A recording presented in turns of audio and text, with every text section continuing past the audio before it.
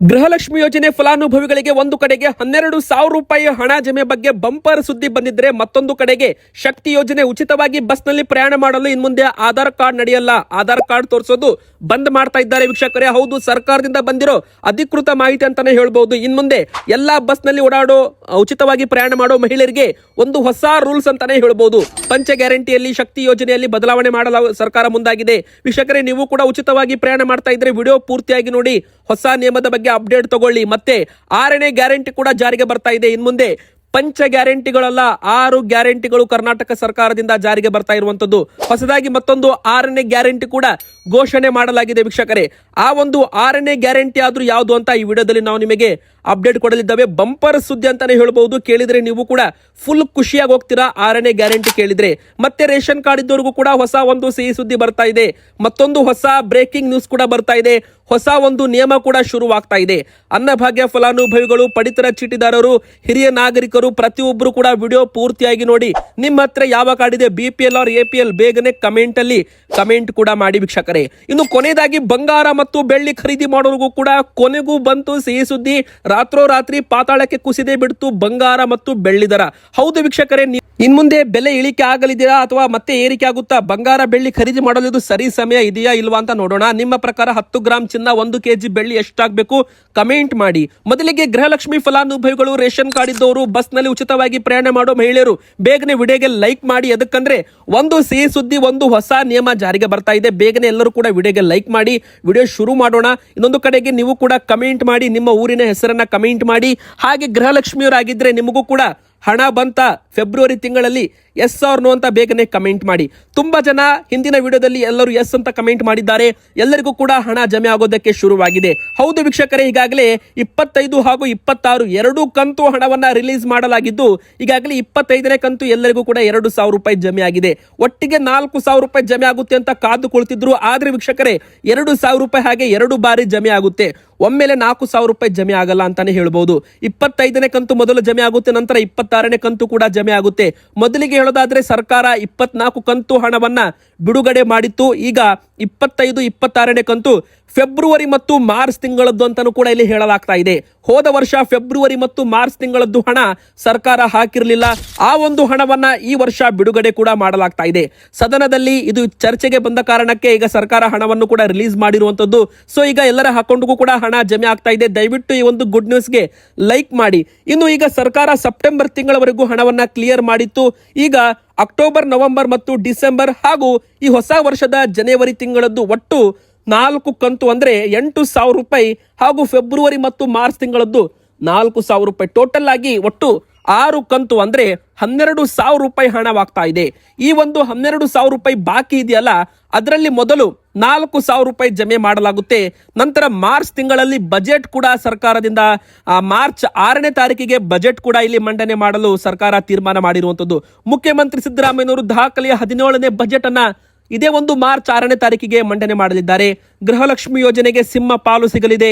50,000 ಕೋಟಿಗೂ ಅಧಿಕ ಹಣ ಈ ವರ್ಷವೂ ಕೂಡ ಬಜೆಟ್ ನಲ್ಲಿ ತೆಗೆದಿಡಲೇಬೇಕು. ಯಾಕಂದ್ರೆ ಅತಿ ಹೆಚ್ಚು ಫಲಾನುಭವಿಗಳು ಸರ್ಕಾರದ ಪಂಚ ಗ್ಯಾರಂಟಿಗಳಲ್ಲಿ ಅತಿ ಹೆಚ್ಚು ವೆಚ್ಚವಾಗುವ ಖರ್ಚು ಇದಕ್ಕೆ ವೆಚ್ಚ ಮಾಡಲು ಸರ್ಕಾರ ತೀರ್ಮಾನ ಮಾಡಿರುವಂತದ್ದು ವೀಕ್ಷಕರೇ. ಅಂದ್ರೆ ಈ ಒಂದು ಯೋಜನೆಗೆ ಹೆಚ್ಚು ಅನುದಾನವನ್ನ ಬಿಡುಗಡೆಯಲ್ಲಿ ಮಾಡಲಿದ್ದಾರೆ ಅಂತಾನೆ ಹೇಳ್ಬಹುದು.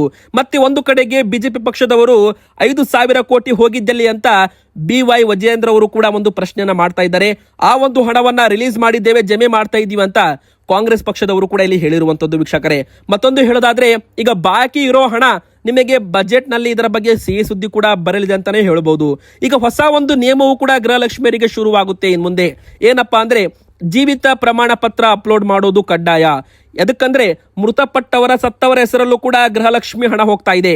ಕೆಲವೊಬ್ರು ಗೃಹಲಕ್ಷ್ಮಿಯವರು ಮೃತಪಟ್ಟವರ ಅಕೌಂಟ್ಗೂ ಕೂಡ ಹಣವನ್ನ ಪಡೆದುಕೊಳ್ತಾ ಇದ್ದಾರೆ.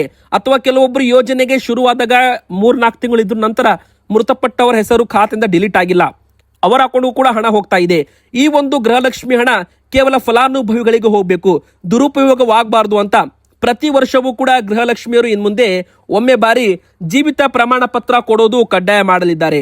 ಜೀವಿತ ಪ್ರಮಾಣ ಪತ್ರ ಯಾರು ಪ್ರತಿ ವರ್ಷ ರಿನಿವಲ್ ಮಾಡ್ತಾರೆ ಅವರಿಗೆ ಮಾತ್ರ ಗೃಹಲಕ್ಷ್ಮಿ ಹಣ ಕಂಟಿನ್ಯೂ ಆಗಿ ಅಕೌಂಟ್ಗೆ ಬರಲಿದೆ ಅಂತಾನೆ ಹೇಳ್ಬೋದು. ಇಲ್ಲವಾದಲ್ಲಿ ಅವರಿಗೆ ಬರೋದಿಲ್ಲ ಅಂತಾನೂ ಕೂಡ ಇಲ್ಲಿ ಹೇಳಲಾಗಿದೆ.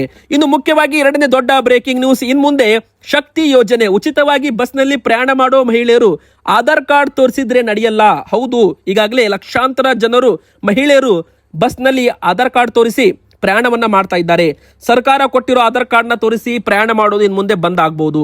ಎದಕ್ಕಂದ್ರೆ ವೀಕ್ಷಕರೇ, ಈಗ ಸ್ಮಾರ್ಟ್ ಕಾರ್ಡ್ ಅನ್ನ ಕಡ್ಡಾಯ ಮಾಡ್ತಾ ಇದ್ದಾರೆ. ಸ್ಮಾರ್ಟ್ ಕಾರ್ಡ್ ಕಡ್ಡಾಯ ಮಾಡಿದ ಬಳಿಕ ನೀವು ಪ್ರತಿಯೊಬ್ಬರು ಕೂಡ ಸರ್ಕಾರದಿಂದ ಉಚಿತವಾಗಿ ಸ್ಮಾರ್ಟ್ ಕಾರ್ಡ್ ಅನ್ನ ಪಡೆದುಕೊಳ್ಬೇಕು. ಸ್ಮಾರ್ಟ್ ಕಾರ್ಡ್ ಪಡೆದುಕೊಂಡ್ರೆ ಮಾತ್ರ ಉಚಿತವಾಗಿ ಪ್ರಯಾಣ ಮಾಡೋದಕ್ಕೆ ಅವಕಾಶವನ್ನ ಮಾಡಿಕೊಡಲಾಗುತ್ತೆ. ಈಗಾಗಲೇ ನೋಡ್ತಿರ್ಬೋದು, ನಮ್ಮ ಕರ್ನಾಟಕದಲ್ಲಿ ಮಹಿಳೆಯರಿಗೆ ಮತ್ತು ಲಿಂಗತ್ವ ಅಲ್ಪಸಂಖ್ಯಾತ ಪ್ರಯಾಣಿಕರಿಗೆ ಈ ಒಂದು ಆಧಾರ್ ಕಾರ್ಡ್ನ ಬದಲಾಗಿ ಸ್ಮಾರ್ಟ್ ಕಾರ್ಡ್ ಅನ್ನ ಉಚಿತವಾಗಿ ವಿತರಣೆ ಮಾಡ್ತೀವಿ ಅಂತ ಈಗಾಗಲೇ ತೀರ್ಮಾನ ಕೂಡ ಮಾಡಲಾಗಿದೆ. ಅಂದ್ರೆ ಸ್ಮಾರ್ಟ್ ಕಾರ್ಡ್ ನಿಮಗೆ ಸೇವಾ ಸಿಂಧು ಪೋರ್ಟಲ್ ಅಲ್ಲಿ ಸಿಗುತ್ತಾ, ಅಥವಾ ಎಲ್ಲಿ ಅರ್ಜಿ ಹಾಕಬೇಕು, ಈ ಅರ್ಜಿ ಹಾಕೋದಕ್ಕೆ ದಾಖಲಾತಿಗಳು ಏನೇನು ಬೇಕು ಎಲ್ಲ ಕೂಡ ಸರ್ಕಾರದಿಂದ ಬಿಡುಗಡೆ ಮಾಡುವ ಒಂದು ಪೋರ್ಟಲ್ ಅಲ್ಲಿ ನಿಮಗೆ ಸಿಗುತ್ತೆ. ನೆಕ್ಸ್ಟ್ ಬರೋ ವಿಡಿಯೋದಲ್ಲಿ ಇನ್ನೂ ಒಂದು 15 ದಿನದಲ್ಲಿ ಸ್ಮಾರ್ಟ್ ಕಾರ್ಡ್ ಕಡ್ಡಾಯವಾಗುತ್ತೆ ವೀಕ್ಷಕರೇ. 15 ದಿನದ ನಂತರ ಸ್ಮಾರ್ಟ್ ಕಾರ್ಡ್ ಕರ್ನಾಟಕದಲ್ಲಿ ಕಡ್ಡಾಯವಾದ ಬಳಿಕ ಕಂಡಕ್ಟರ್ ಅವರು ಬಸ್ನಲ್ಲಿ ಆಧಾರ್ ಕಾರ್ಡ್ ತೋರಿಸಿದ್ರೆ ಸಾಕಾಗಲ್ಲ. ನಿಮ್ಮ ಸ್ಮಾರ್ಟ್ ಕಾರ್ಡ್ ಇರುತ್ತಲ್ಲ, ಆ ಒಂದು ಸ್ಮಾರ್ಟ್ ಕಾರ್ಡ್ ಅನ್ನ ನೀವು ಅಲ್ಲಿ ಅಪ್ಲೈ ಮಾಡಿದ್ರೆ ಮಾತ್ರ ನಿಮಗೆ ಫ್ರೀ ಟಿಕೆಟ್ ಸಿಗುತ್ತೆ. ಇಲ್ಲವಾದಲ್ಲಿ ದುಡ್ಡು ಕೊಡಬೇಕು. ಬೇರೆ ರಾಜ್ಯದಿಂದ ಕರ್ನಾಟಕಕ್ಕೆ ಬಂದು ತುಂಬಾ ಜನರು ಈ ಒಂದು ಯೋಜನೆ ದುರುಪಯೋಗ ಮಾಡ್ಕೊತಾ ಇದ್ದಾರೆ. ಮತ್ತು ಕೆಲವೊಬ್ರು ಆಧಾರ್ ಕಾರ್ಡ್ ಅನ್ನ ಎಡಿಟ್ ಮಾಡೋದ್ರ ಮೂಲಕ, ಆಧಾರ್ ಕಾರ್ಡ್ ನಕಲಿ ಆಧಾರ್ ಕಾರ್ಡ್ ಅನ್ನ ಸೃಷ್ಟಿ ಮಾಡೋದ್ರ ಮೂಲಕ ಮಹಿಳೆಯರು ಬೇರೆ ರಾಜ್ಯದಿಂದ ಬಂದು ಈ ಒಂದು ಯೋಜನೆಯ ಲಾಭವನ್ನು ಪಡೆದುಕೊಳ್ತಾ ಇದ್ದಾರೆ. ಸೊ ಈ ಒಂದು ಯೋಜನೆಯಲ್ಲಿ ಸ್ವಲ್ಪ ಸ್ಟ್ರಿಕ್ಟ್ ರೂಲ್ಸ್ ಅನ್ನ ತರಲು ಸರ್ಕಾರ ಮುಂದಾಗಿರುವಂತದ್ದು. ಶಕ್ತಿ ಯೋಜನೆಗೆ ಸ್ಮಾರ್ಟ್ ಕಾರ್ಡ್, ಕರ್ನಾಟಕದ ಮಹಿಳೆಯರಿಗೆ ಮಾತ್ರ ಸ್ಮಾರ್ಟ್ ಕಾರ್ಡ್ ಅಂತಾನೂ ಕೂಡ ಹೇಳಲಾಗಿದ್ದು, ಶಕ್ತಿ ಯೋಜನೆ ಯಾವುದೇ ಕಾರಣಕ್ಕೂ ದುರುಪಯೋಗವಾಗಬಾರದು ಅಂತ ಸರ್ಕಾರದ ಆಸೆ ಆಗಿದೆ. ಸೊ ಇದು ತುಂಬಾನೇ ಒಳ್ಳೆಯದು. ಸ್ಮಾರ್ಟ್ ಕಾರ್ಡ್ ಆದಷ್ಟು ಬೇಗನೆ ವಿತರಣೆ ಮಾಡಿದ್ರೆ ಎಲ್ಲರೂ ಕೂಡ ತುಂಬಾ ಒಳ್ಳೆಯದು ಅಂತಾನೆ ಹೇಳ್ಬಹುದು ವೀಕ್ಷಕರೇ. ಬನ್ನೀಗ ಮತ್ತೊಂದು ದೊಡ್ಡ ಬ್ರೇಕಿಂಗ್ ನ್ಯೂಸ್ ಏನಂತ ನೋಡೋಣ. ಬಂಗಾರ ಮತ್ತು ಬೆಳ್ಳಿ ದರ ಮತ್ತೆ ಇಳಿಕೆ ಆಗೋದಕ್ಕೆ ಶುರುವಾಗ್ತಾ ಇದೆ. ಹೌದು ವೀಕ್ಷಕರೇ, MCX ಗೋಲ್ಡ್ ನಲ್ಲಿ 12ನೇ ತಾರೀಕಿನಂದು ದಿಢೀರನೆ ಕುಸಿತವಾಗಿತ್ತು ಬಂಗಾರ ಮತ್ತು ಬೆಳ್ಳಿ ದರ. ವೀಕ್ಷಕರೇ, ಒಟ್ಟು 6,000 ರೂಪಾಯಿ ಕುಸಿತವಾಗಿತ್ತು. ನಂತರ ಮತ್ತೆ ಕರೆಕ್ಟ್ ಆಗಿ ಮತ್ತೆ ಈಗ ಬಂಗಾರ ಬೆಳ್ಳಿ ದರ ಏರಿಕೆ ಆಗಲು ಪ್ರಾರಂಭವಾಗಿದ್ರು ಕೂಡ ಮತ್ತೆ 2,500 ರೂಪಾಯಿಯಷ್ಟು ಬಂಗಾರ ಇಳಿಕೆ ಆಗಿತ್ತು. ಕೊನೆಗೂ ಬಂಗಾರ ಮತ್ತು ಬೆಳ್ಳಿ ದರ 2 ದಿನದಲ್ಲಿ 3,600 ರೂಪಾಯಿಯಷ್ಟು ಮತ್ತೆ ಇಳಿಕೆ ಆಗಿದೆ. 1,85,000 ರೂಪಾಯಿ ಅಂತ ಹೋಗಿತ್ತು 10 ಗ್ರಾಮ್ ಚಿನ್ನ. ಈಗ 1 ವಾರ 2 ವಾರದಲ್ಲಿ ಬಂಗಾರ ಮತ್ತು ಬೆಳ್ಳಿ ದರ ಮತ್ತೆ 2,600 ರೂಪಾಯಿ ಇಳಿಕೆ ಆಗೋದ್ರ ಮೂಲಕ 1,59,000 ರೂಪಾಯಿ ಇದ್ದದ್ದು 1,56,000 ರೂಪಾಯಿ ಆಗಿರುವಂತದ್ದು. ಅಂದ್ರೆ ಒಂದು ಸಿಹಿ ಸುದ್ದಿ ಅಂತಾನೆ ಹೇಳ್ಬಹುದು. ಇನ್ನೊಂದು ಕಡೆಗೆ ಬೆಳ್ಳಿ ದರವು ಕೂಡ 1 kgಗೆ 3 ಲಕ್ಷ ರೂಪಾಯಿ ಇದ್ದದ್ದು ಮತ್ತೆ 20,000 ರೂಪಾಯಿ ಇಳಿಕೆ ಆಗಿ 2,80,000 ರೂಪಾಯಿಗೆ ಬಂದು ನಿಂತಿದೆ. 4,20,000 ರೂಪಾಯಿ ಹೋಗಿತ್ತು ಬೆಳ್ಳಿ 1 kgಗೆ. ದಿಢೀರನ್ನೇ ಒಂದೇ ದಿನ 1 ಲಕ್ಷ ರೂಪಾಯಿ ಇಳಿಕೆ ಆಗಿತ್ತು ಬೆಳ್ಳಿ ದರ. ಈಗ 2,80,000 ರೂಪಾಯಿಗೆ ಬಂದಿದೆ. ಅಂದ್ರೆ ಲೆಕ್ಕ ಹಾಕಿ ಕೇವಲ ಒಂದು 15 ದಿನದಲ್ಲಿ ಬಂಗಾರ ಮತ್ತು ಬೆಳ್ಳಿ ದರ ಎರಡೂ ಕೂಡ ಇಳಿಕೆ ಆಗಿರುವಂತದ್ದು. ಬೆಳ್ಳಿ ದಾಖಲೆ ಇಳಿಕೆ ಕಂಡಿದೆ. 1,30,000 1,50,000 ರೂಪಾಯಿಗೂ ಹೆಚ್ಚು ಒಂದು ಕುಸಿತ ಕಂಡಿರುವಂತದ್ದು ವೀಕ್ಷಕರೇ. ಇನ್ನೊಂದು ಕಡೆಗೆ ಬಂಗಾರವು ಕೂಡ ಇಳಿಮುಖದಲ್ಲಿ ಸಾಕ್ತಾ ಇದೆ. ಇದು ಒಂದು ಸಿಹಿ ಸುದ್ದಿ ಅಂತ ಹೇಳ್ಬಹುದು. ಹೊಸದಾಗಿ ಬಂಗಾರ ಖರೀದಿ ಮಾಡೋರಿಗೆ ಇದು ಒಂದು ಸರಿ ಸಮಯನ, ಎಸ್ ಆರ್ ನೋ ಅಂತ ನೀವೇ ನಮ್ಮ ಒಂದು ಅನಿಸಿಕೆಯನ್ನ ಕಮೆಂಟ್ ಮಾಡಿ. ಬನ್ನೀಗ ಕೊನೆಯದಾಗಿ ಮತ್ತೆ 6ನೇ ಗ್ಯಾರಂಟಿ ಕೂಡ ಜಾರಿಗೆ ಬರ್ತಾ ಇದೆ. ಹೌದು ವೀಕ್ಷಕರೇ, 1,000 ಜನ ರಾಜ್ಯ ಕಾಂಗ್ರೆಸ್ ಸರ್ಕಾರಕ್ಕೆ ಕರ್ನಾಟಕದಲ್ಲಿ 1,000 ಜನಗಳು ಪೂರೈಕೆ ಆಗ್ತಾ ಇದೆ. ಹಾವೇರಿಯಲ್ಲಿ ರ್ಯಾಲಿ ಮಾಡಲು ಕಾಂಗ್ರೆಸ್ ಸರ್ಕಾರದಿಂದ ತೀರ್ಮಾನ ಮಾಡಲಾಗಿದೆ. ಮತ್ತೊಂದು 6ನೇ ಗ್ಯಾರಂಟಿ ಯೋಜನೆ ಕೂಡ ಘೋಷಣೆ ಮಾಡಲಾಗಿದೆ. ನೀವು ಸ್ಕ್ರೀನ್ ಮೇಲೆ ಆ ಪೋಸ್ಟರ್ ಕೂಡ ನೋಡ್ತಿರ್ಬೋದು. DCM DK ಶಿವಕುಮಾರ್ ಸರ್ ಅವರು ಈಗಾಗಲೇ ಘೋಷಣೆ ಕೂಡ ಮಾಡಿದ್ದಾರೆ. ತಮ್ಮ ಎಕ್ಸ್ ಖಾತೆಯಲ್ಲಿ ಬರೆದುಕೊಂಡಿದ್ದಾರೆ. ಸರ್ಕಾರಕ್ಕೆ 1,000 ಜನ ಹಿನ್ನೆಲೆ ಭೂಮಿ ಗ್ಯಾರಂಟಿಯನ್ನ ಜಾರಿಗೆ ತರ್ತಾ ಇದ್ದೀವಿ ಅಂತ ಘೋಷಣೆ ಕೂಡ ಮಾಡಿದ್ದಾರೆ. ನಮ್ಮ ಸರ್ಕಾರ 1,000 ದಿನಗಳ ಸಾಧನೆ ಬಗ್ಗೆ ನಮಗೆ ಸಂತೋಷವಿದೆ ಅಂತ DK ಶಿವಕುಮಾರ್ ಸರ್ ಅವರು ಘೋಷಣೆ ಮಾಡಿದ್ದಾರೆ. ಆ ಅಭೂತಪೂರ್ವ ಕ್ಷಣವನ್ನ ನಾವು ಸಂಭ್ರಮ ಮಾಡ್ತಾ ಇದ್ದೀವಿ. ಈ ಸಂದರ್ಭದಲ್ಲಿ ಮತ್ತೊಂದು ಗ್ಯಾರಂಟಿ ಘೋಷಣೆ ಮಾಡ್ತಾ ಇದ್ದೀವಿ. ಭೂಮಿ ಗ್ಯಾರಂಟಿ ಅಂತ ಒಂದು ಘೋಷಣೆ ಮಾಡಿದ್ದಾರೆ. ಅಂದ್ರೆ ಇನ್ ಮುಂದೆ ಕರ್ನಾಟಕದಲ್ಲಿ 5 ಗ್ಯಾರಂಟಿ ಅಲ್ಲ 6 ಗ್ಯಾರಂಟಿ ಅಂತಾನು ಕೂಡ ಇಲ್ಲಿ ಹೇಳ್ಬಹುದು. ಭೂಮಿ ಗ್ಯಾರಂಟಿಯನ್ನ ರಾಜ್ಯದ ಜನರಿಗೆ ಕೊಡ್ತಾ ಇದ್ದೀವಿ. ಭೂಮಿಯ ಹಕ್ಕುಪತ್ರ ಇಲ್ಲದ ಲಕ್ಷಾಂತರ ಜನರಿಗೆ ನಾವು ಹಕ್ಕುಪತ್ರ ಪಟ್ಟಾ ದಾಖಲೆ ನೀಡುತ್ತಿದ್ದೇವೆ. ಜೊತೆಗೆ ಜನರಿಗೆ ಪಕ್ಕಾ ಖಾತೆ ಹಂಚಿಕೆ ಮಾಡ್ತಾ ಇದ್ದೀವಿ. ಪಂಚ ಗ್ಯಾರಂಟಿಗಳ ಹೊರತಾಗಿ ಇದು ನಮ್ಮ ಸರ್ಕಾರದ ಮತ್ತೊಂದು ಮಹತ್ವಾಕಾಂಕ್ಷಿ ಯೋಜನೆ ಆಗಿದೆ ಅಂತ ಸರ್ DCM DK ಶಿವಕುಮಾರ್ ಅವರು ಈಗಾಗಲೇ ಒಂದು ಘೋಷಣೆಯನ್ನ ಮಾಡಿರುವಂತದ್ದು. ಅಂದ್ರೆ 6ನೇ ಗ್ಯಾರಂಟಿ ಭೂಮಿ ಗ್ಯಾರಂಟಿ ಅಂತಾನೆ ಹೇಳ್ಬಹುದು. ಈಗ ಕೊನೆಯದಾಗಿ ನಿಮ್ಮ ಹತ್ರ BPL ಕಾರ್ಡ್ ಇರಲಿ ವೀಕ್ಷಕರೇ, ರೇಷನ್ ಕಾರ್ಡ್ ಇದ್ರೆ ನಿಮಗೂ ಕೂಡ ಹೊಸ ಒಂದು ಅಪ್ಡೇಟ್ ಇಲ್ಲಿ ಬರ್ತಾ ಇದೆ. ಮೊದಲಿಗೆ ಹೇಳೋದಾದ್ರೆ ನಮ್ಮ ಒಂದು BPL ಕಾರ್ಡ್ ಅಂದ್ರೆ ಪಡಿತರ ಚೀಟಿದಾರರಿಗೆ ಇನ್ ಮುಂದೆ ಅನ್ನಭಾಗ್ಯ ಯೋಜನೆಯಲ್ಲೂ ಕೂಡ ಬದಲಾವಣೆ ಮಾಡಲಾಗ್ತಾ ಇದೆ. ಯಾವ ತರ ಶಕ್ತಿ ಯೋಜನೆಗೆ ಸ್ಮಾರ್ಟ್ ಕಾರ್ಡು, ಯಾವ ತರ ಗೃಹಲಕ್ಷ್ಮಿ ಯೋಜನೆಗೆ ಒಂದು ಲೈಫ್ ಸರ್ಟಿಫಿಕೇಟ್ ಜೀವಿತ ಪ್ರಮಾಣ ಪತ್ರ ಕಡ್ಡಾಯ ಮಾಡ್ತಾ ಇದ್ದಾರೆ. ಅದೇ ತರ BPL ಕಾರ್ಡ್ ಇದ್ದವರಿಗೂ ಕೂಡ ಅನ್ನಭಾಗ್ಯ ಯೋಜನೆಯಲ್ಲಿ ಅಕ್ಕಿಯನ್ನ ಕಡಿತ ಮಾಡಿ ಅನ್ನಭಾಗ್ಯ ಬದಲಾಗಿ ಇಂದಿರಾ ಕಿಟ್ ಅನ್ನ ವಿತರಣೆ ಮಾಡಲಾಗ್ತಾ ಇದೆ. ಅಂದ್ರೆ ವೀಕ್ಷಕರೇ, ಈಗ ಅಕ್ಕಿ ಬದಲಾಗಿ ಇಂದಿರಾ ಕಿಟ್ ಅಂತಾನೆ ಹೇಳ್ಬೋದು. ಅಡುಗೆ ಎಣ್ಣೆ, ಉಪ್ಪು, ಸಕ್ಕರೆ, ತೊಗರಿಬೇಳೆ ಈ 4 ವಸ್ತುಗಳು ಕೂಡ ಉಚಿತವಾಗಿ ಅಕ್ಕಿ ಬದಲಾಗಿ ರಾಜ್ಯ ಸರ್ಕಾರ ಕೊಡೋದಕ್ಕೆ ತೀರ್ಮಾನ ಮಾಡಿದೆ. ಮಾರ್ಚ್ ತಿಂಗಳಿನಿಂದಲೇ ಪ್ರತಿಯೊಂದು ಕುಟುಂಬಕ್ಕೂ ಕೂಡ ಇಂದಿರಾ ಕಿಟ್ ಸಿಗಲಿದೆ ಅಂತಾನೆ ಇಲ್ಲಿ ಹೇಳಲಾಗಿದೆ ವೀಕ್ಷಕರೇ. ಅಂದ್ರೆ ಎಲ್ಲ ಪಡಿತರ ಚೀಟಿದಾರರಿಗೆ ಇದೊಂದು ಭರ್ಜರಿ ಸುದ್ದಿ.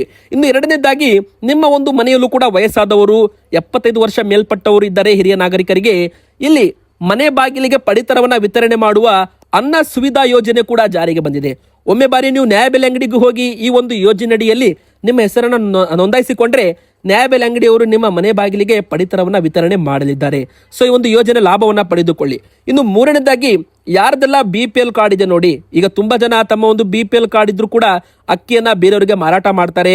ಹಣಕ್ಕೋಸ್ಕರ ಪಡಿತರ ಮಾರಾಟ ಮಾಡಿದ್ರೆ ಅವರಿಗೆ ಮುಂದೆ ದಂಡ ಕೂಡ ಹಾಕ್ತಾರೆ. ಜೊತೆಗೆ ಅವರ ಕಾರ್ಡು ಕೂಡ ರದ್ದು ಮಾಡಿ ಅವರಿಗೆ BPL ಇದ್ದು APL ಕಾರ್ಡ್ ವಿತರಣೆ ಮಾಡಲಿದ್ದಾರೆ. ಇನ್ನು ಹೊಸದಾಗಿ ಯಾರಾದರೂ BPL ಕಾರ್ಡ್ಗೆ ಅರ್ಜಿ ಹಾಕಿದ್ರೆ ಮಾರ್ಚ್ ತಿಂಗಳಲ್ಲಿ ಹೊಸದಾಗಿ 3 ಲಕ್ಷ BPL ಕಾರ್ಡುಗಳನ್ನು ಕೂಡ ವಿತರಣೆಯನ್ನ ಮಾಡಲಾಗುತ್ತಂತೆ. ಇನ್ನು ಜನವರಿ ತಿಂಗಳದ್ದು ಅನ್ನಭಾಗ್ಯದ ಅಕ್ಕಿ ಹಣ ಆದ್ರೂ ಕೊಡಿ ಅಥವಾ ಪಡಿತರ ಆದ್ರೂ ಹೆಚ್ಚುವರಿ ವಿತರಣೆ ಮಾಡಿ ಅಂತ BJP ಪಕ್ಷದವರು, ವಿರೋಧ ಪಕ್ಷದವರು ಕಾಂಗ್ರೆಸ್ ಸರ್ಕಾರಕ್ಕೆ ಆಗ್ರಹವನ್ನ ಮಾಡಲು ಶುರು ಮಾಡಿದ್ದಾರೆ. ಇವತ್ತಿಗೆ ಇಷ್ಟ ಆಗಿತ್ತು. ವಿಡಿಯೋ ಇಷ್ಟ ಆದ್ರೆ ವಿಡಿಯೋಗೆ ಲೈಕ್ ಮಾಡಿ, ನಮ್ಮ ಚಾನಲ್ಗೆ ಸಬ್ಸ್ಕ್ರೈಬ್ ಆಗಿ.